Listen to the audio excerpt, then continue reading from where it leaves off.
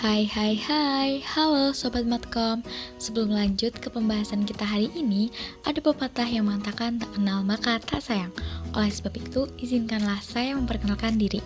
Perkenalkan, nama saya Rahmawati Kusmawardeni dengan NIM 4101421035, Prodi Pendidikan Matematika FMIPA UNES tahun 2021. Nah, pada kesempatan kali ini kita akan membahas mengenai algoritma pemrograman. Apa sih algoritma pemrograman itu? Nah, algoritma pemrograman merupakan langkah-langkah penyelesaian masalah melalui sebuah program-program yang telah disesuaikan. Notasi algoritma pemrograman itu ada 3 nih. Apa aja ya kira-kira? Yap, benar sekali. Ada kalimat deskriptif, flowchart, dan juga pseudocode. Nah, kita akan membahas flowchart saja nih pada kesempatan kali ini.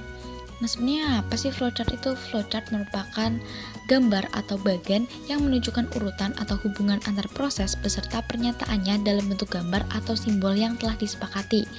Nah, di antara proses-proses yang telah dihubungkan itu, ada yang namanya garis alir.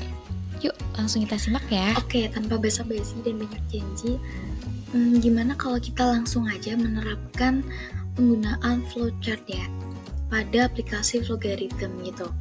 Nah, di sini udah ada 2 simbol. Yang pertama, yang main sama N ini bisa kita sebut dengan terminator, atau simbol ini biasa kita gunakan untuk mengawali ataupun mengakhiri dalam suatu flowchart ya. Terus yang ini, garis ini disebut dengan garis alir. Garis alir ini biasa kita gunakan untuk menghubungkan dari proses satu ke proses yang lainnya. Jika kita klik, akan muncul beberapa simbol-simbol yang nantinya akan kita gunakan dalam pembuatan flowchart. Nah, yang pertama kita akan mencoba membuat flowchart mengenai luas persegi panjang. Apa aja yang perlu kita gunakan? Kita bisa menggunakan yang pertama declared. Nah, di declared ini bisa kita isikan real, lalu kita tuliskan di sini luas, panjang, dan juga lebar. Kita klik OK. Setelah itu kita klik lagi, kemudian kita bisa memberikan nilai output yang akan kita tuliskan. Di sini kita akan menghitung luas persegi panjang. Oke, lalu kita klik lagi output, kita tuliskan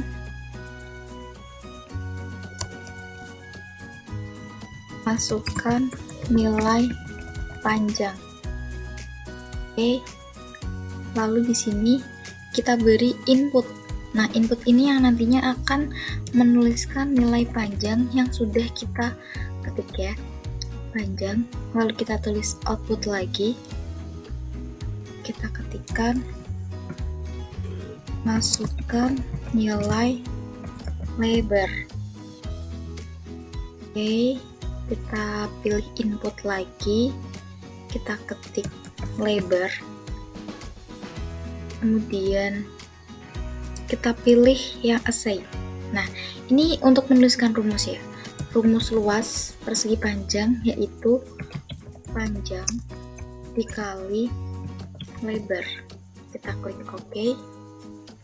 Lalu output yang terakhir kita bisa menuliskan luas persegi panjang yaitu luas. Oke. Nah, untuk mengecek apakah flowchart yang kita bikin ini berhasil, kita bisa mengklik tanda segitiga hijau keran, kita tulis, kita masukkan nilai panjang. Ini bebas ya, optional ya teman-teman.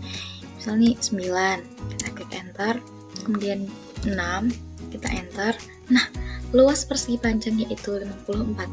Hal ini terbukti bahwasanya flowchart yang kita bikin itu berhasil. Lalu bagaimana cara kita untuk menyimpannya? Nah, kita di sini digunakan tombol tools ya. Kita bisa pilih export an image file. Lalu kita pilih grade. Nah, di sini bisa kita tuliskan misalkan luas persegi panjang. Kita save.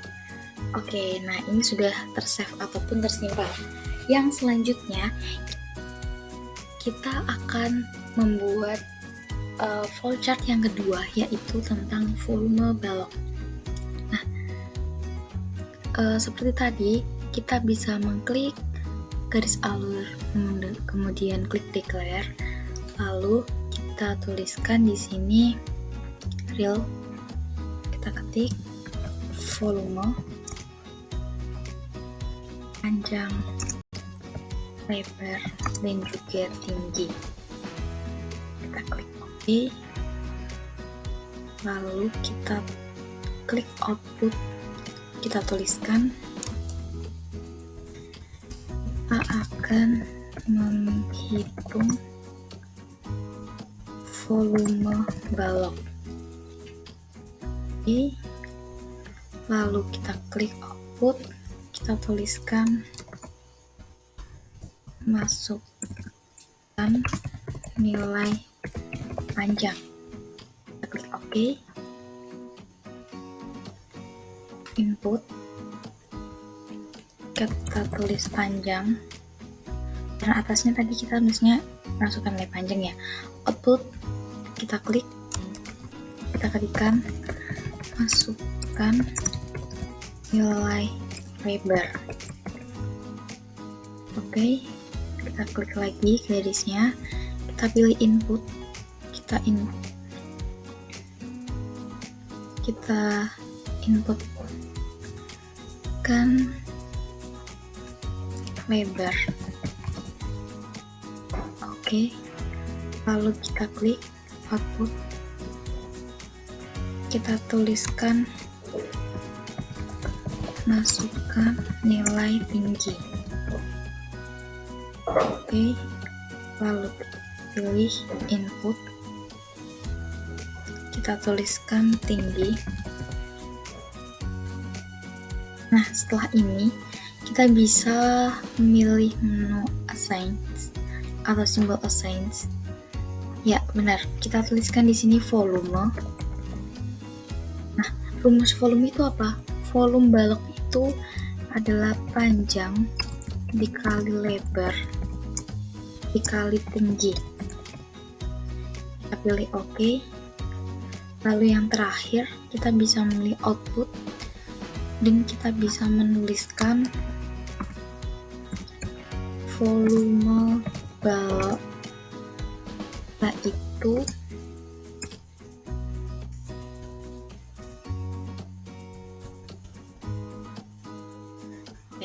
nah, seperti tadi kita akan mengeceknya menggunakan run. Lalu di sini tertuliskan kita akan menghitung volume balok, masukkan nilai panjang. Misalkan nilai panjangnya 3. Kita enter, nilai lebar 4. Kita enter, nilai tinggi 5. Kita enter. Nah, yaitu volume balok yaitu 60. Jadi di sini terbukti bahwasanya flowchart yang kita bikin itu benar ya. Lalu kita simpan lagi menggunakan tools, lalu export an image file, create, kemudian kita tuliskan volume balok, kita save. Oh, lalu kita done. Oke, selesai. Ini yang kedua.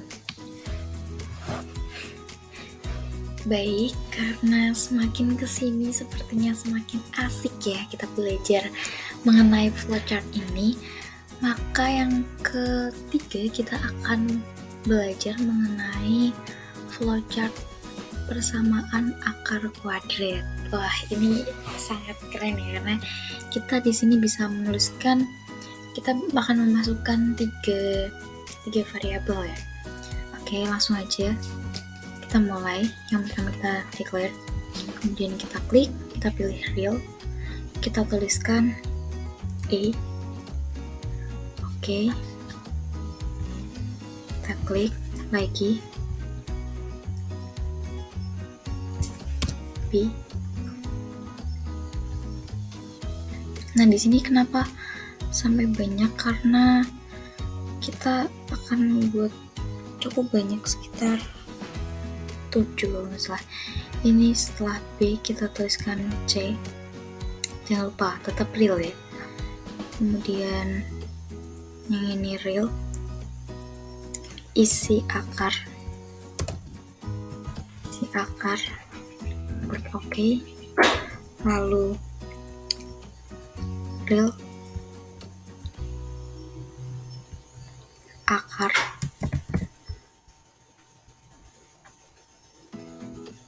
yang ke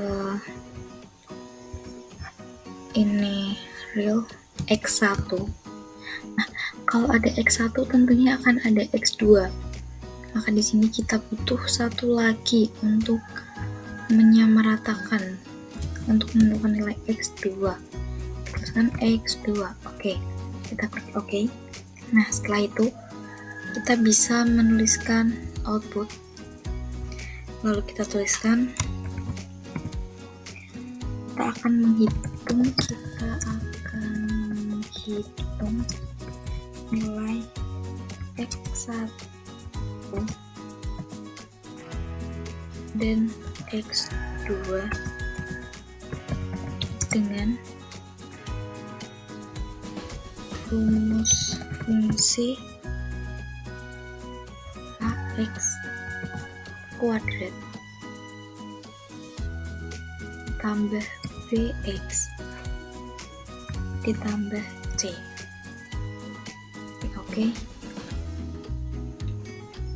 Lalu kita tambahkan lagi output, kita masukkan nilai A, kita tulis masukkan nilai A. Oke.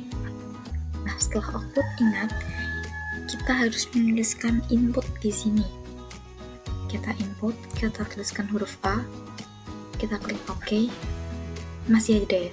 Tenang, perjalanan masih panjang. Kita masukkan lagi output, kita tuliskan masukkan nilai B, kita klik OK. Lalu kita input, pilih input, kita tuliskan huruf B, kita klik OK. Oke, kita pilih output lagi, kita tuliskan masukkan nilai C, kita klik OK.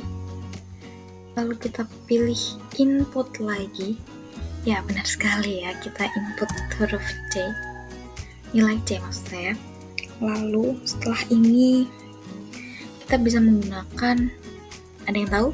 Ya benar sekali, assign. Nah, ini kita sudah mulai menuliskan rumus di sini.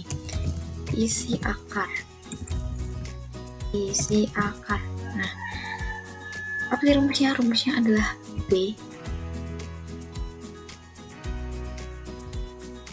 kuadrat dikurangi 4.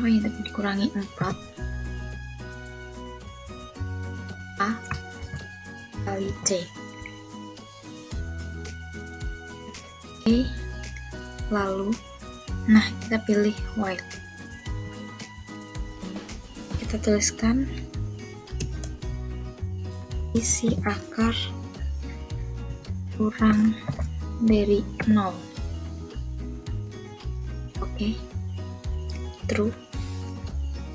Di bagian true ini cukup banyak ya, karena kita bisa menentukan berbagai macam kemungkinan yang ada, seperti tidak memiliki akar-akar,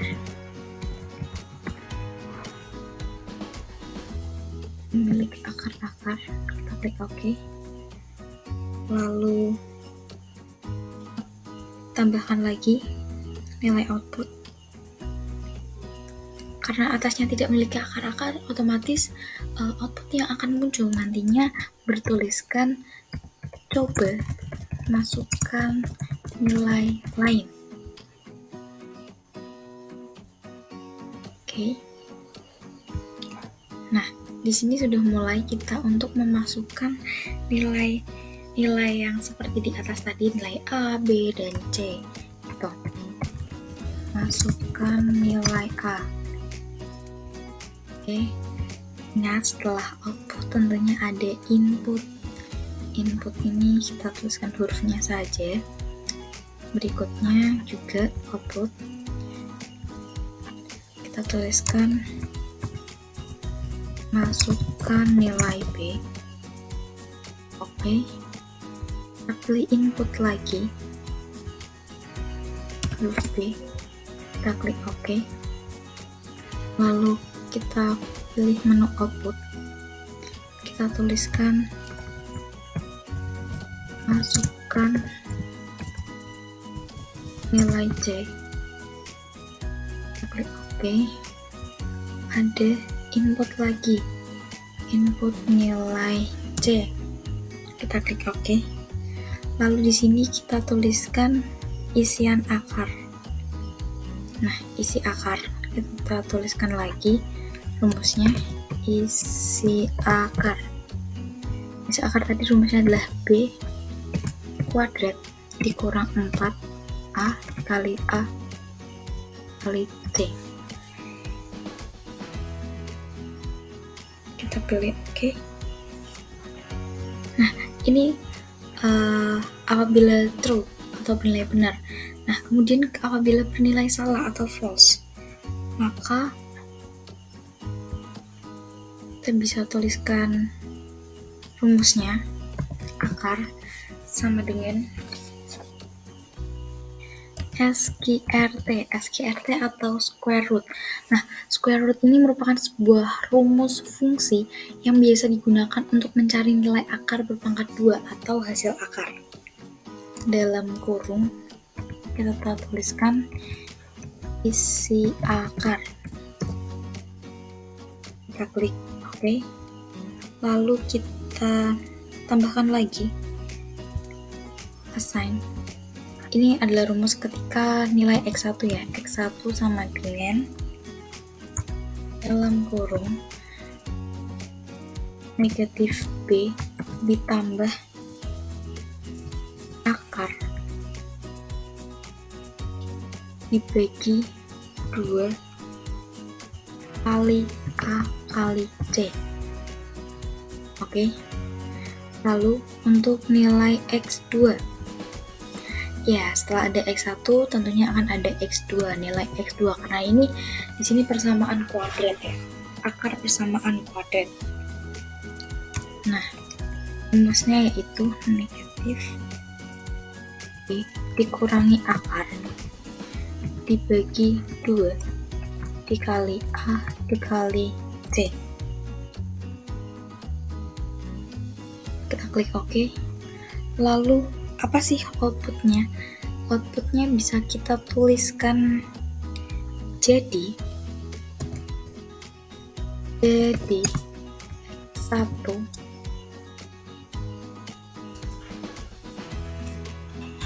sama dengan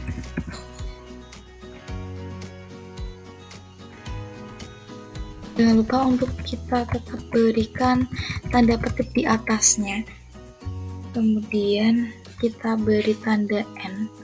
Tanda N di sini mau menandakan nilainya ya, nilai X1. Lalu kita pilih OK. Lalu untuk yang output kedua yaitu kita tuliskan jadi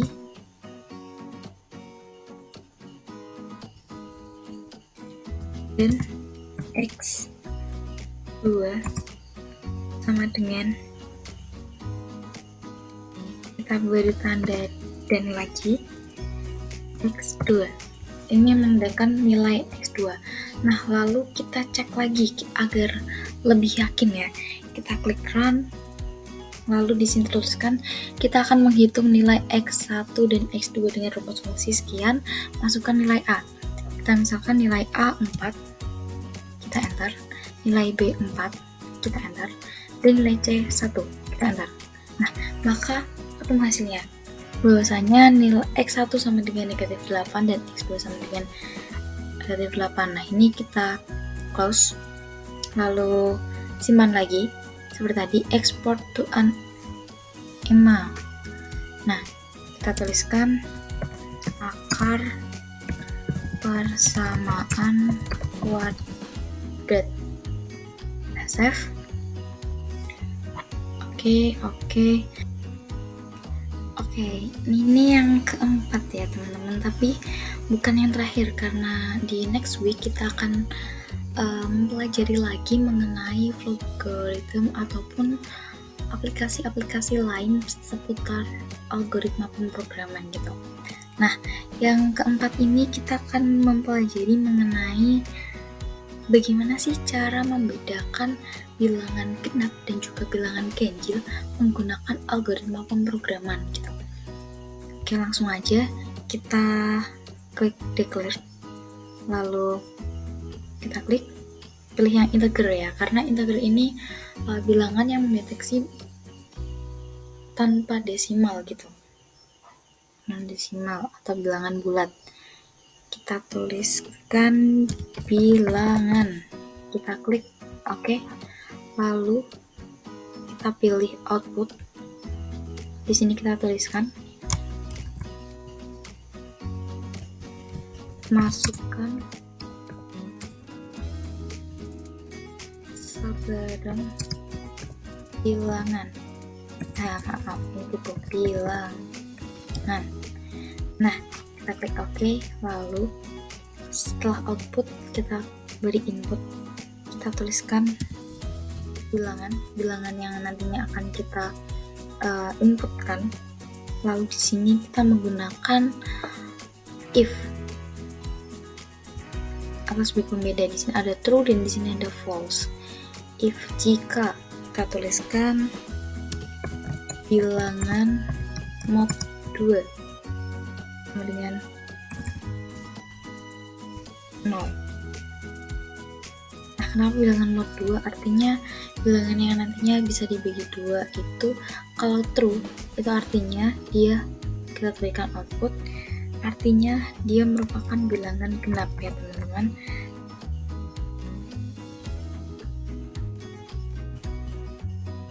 Bilangan yang nanti kita tulis adalah bilangan genap. Kita klik OK.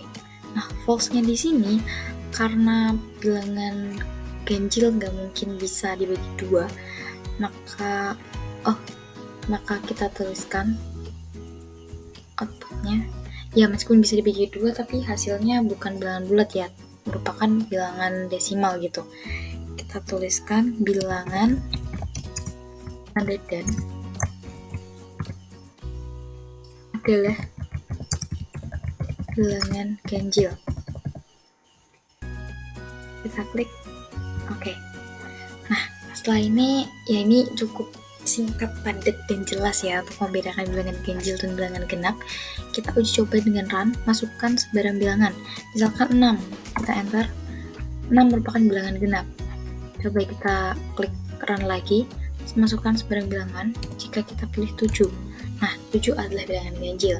Jadi terbukti bahwasanya yang kita bikin ini, flowchart yang kita bikin ini benar. Lalu bisa kita simpan, export to an image file, create bilangan genap ganjil. Kita save.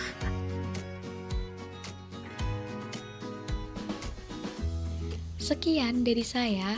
Mohon maaf apabila ada tutur kata yang kurang berkenan. Semoga ilmu pada hari ini bermanfaat ya teman-teman. Terima kasih, sampai jumpa Sobat Matkom.